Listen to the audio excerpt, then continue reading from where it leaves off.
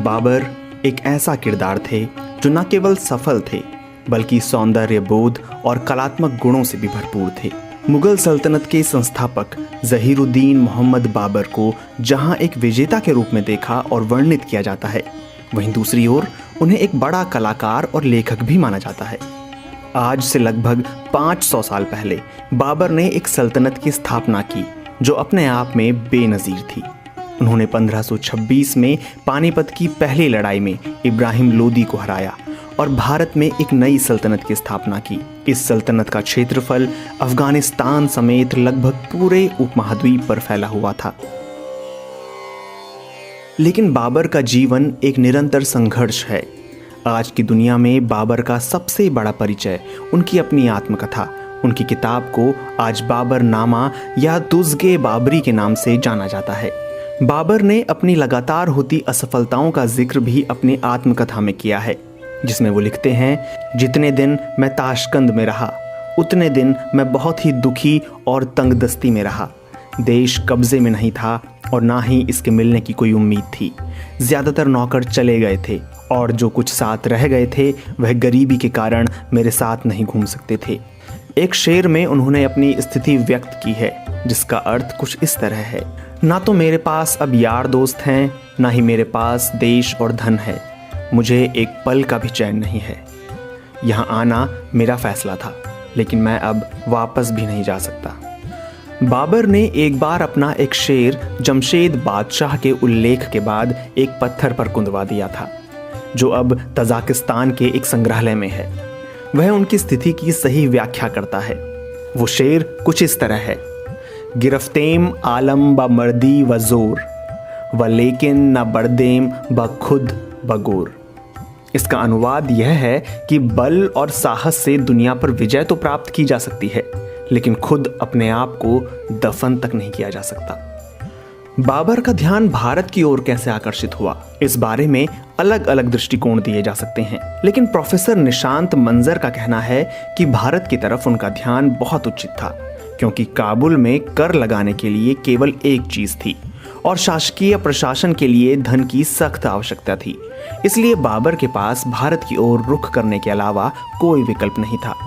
इसलिए हम देखते हैं कि सिंधु नदी को पार करने से पहले उन्होंने भारत के पश्चिमी हिस्से पर पहले भी कई बार हमला किया था और वहां से लूटपाट के बाद वापस काबुल लौट गए थे।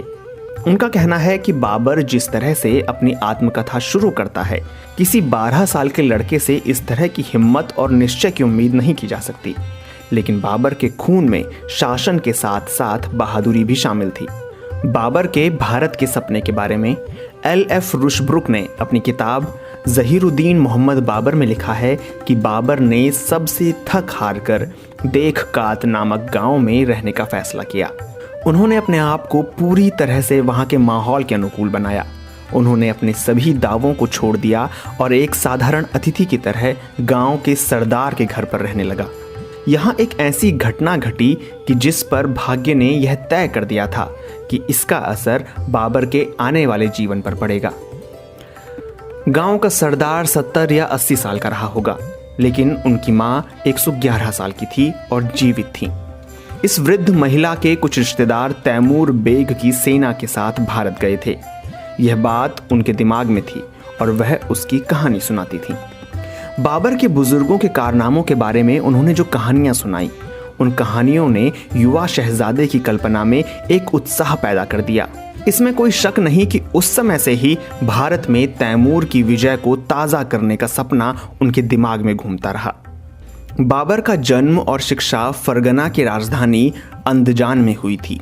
प्रोफेसर निशांत मंजर कहती हैं कि हालांकि उनके दोनों पूर्वज चंगेज खान और तैमूर लंग दोनों ही पढ़े लिखे नहीं थे, लेकिन वे इस बात से अच्छी तरह वाकिफ थे कि शिक्षा के बिना शासन चलाना मुश्किल काम है।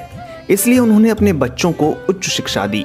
बाबर की शिक्षा भी इस्लामी परंपरा के अनुसार 4 साल और 4 दिन की उम्र से शुरू हो गई थी। चंगेज खान के वंशजों को शिक्षित करने वाले लोग वीगर समुदाय से थे। वो अब चीन के शिंजियान प्रांत में परेशान हाल में हैं, लेकिन मध्य पूर्व में उन्हें सबसे अधिक पढ़ा लिखा माना जाता था।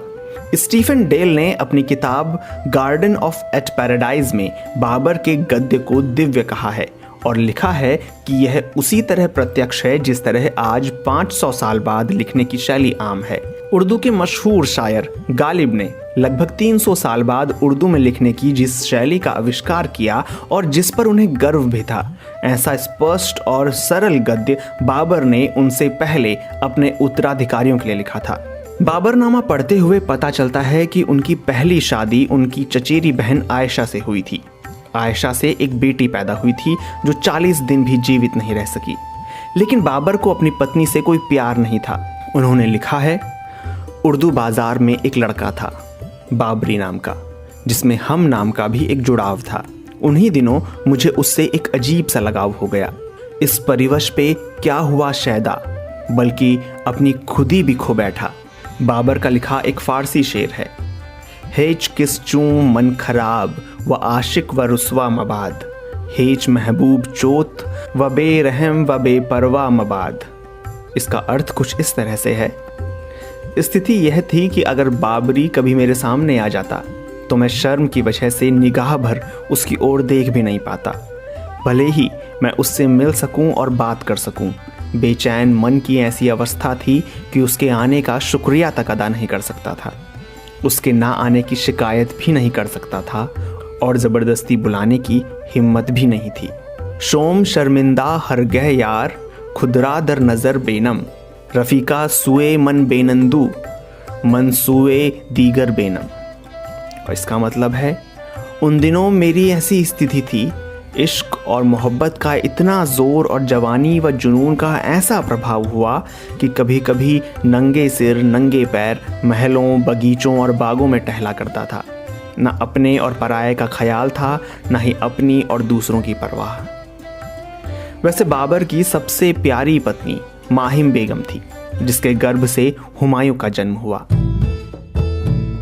बाबर का एक शेर कई जगहों पर नजर आता है, नौ रोज़ व नौ बहार व दिलबरे खुशस्त, बाबर बहएश कोश के आलम दोबारा नीस्त।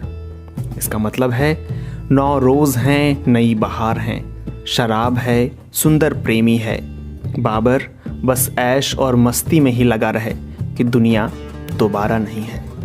प्रोफेसर निशांत मंजर कहती हैं कि बाबर ने 21 साल तक पवित्र जीवन व्यतीत किया, लेकिन फिर उन्हें शराब पीने के लिए महफिलें रास आने लगीं। इसलिए उनकी महफिलों में शराब पीने वाली महिलाओं का भी उल्लेख किया गया है। बाबर ने उनके उल्लेख को छिपाने की कोशिश नहीं की। वह अपने पिता के बारे में भी लिखते हैं कि वह शराब के आदी थे और अफीम भी लेने लगे थे, जबकि हुमायूं के बारे में तो मशहूर है कि वह अफीम का आदी था। निशांत मंजर बताती हैं कि जब बाबर ने शराब से तौबा की तो यह उनकी रणनीति थी। उनके सामने भारत का सबसे बड़ा जंगजू राणा सांगा था, जो इससे पहले कभी किसी युद्ध में नहीं हारा था। पानीपत की लड़ाई के बाद बाबर की सेना आधी रह गई थी। जंग के दौरान एक समय आया जब बाबर को सामने हार दिखाई दे रही थी। तब उसने पहले एक उग्र भाषण दिया और फिर शराब से तौबा कर ली। बाबर पर भारत में हमलावर होने और मंदिरों को तोड़ने, जबरन हिंदुओं को इस्लाम में परिवर्तित करने के आरोप लगाए जाते हैं, जबकि उनके पोते जलालुद्दीन मोहम्मद अकबर को शांति दूत कहा जाता है।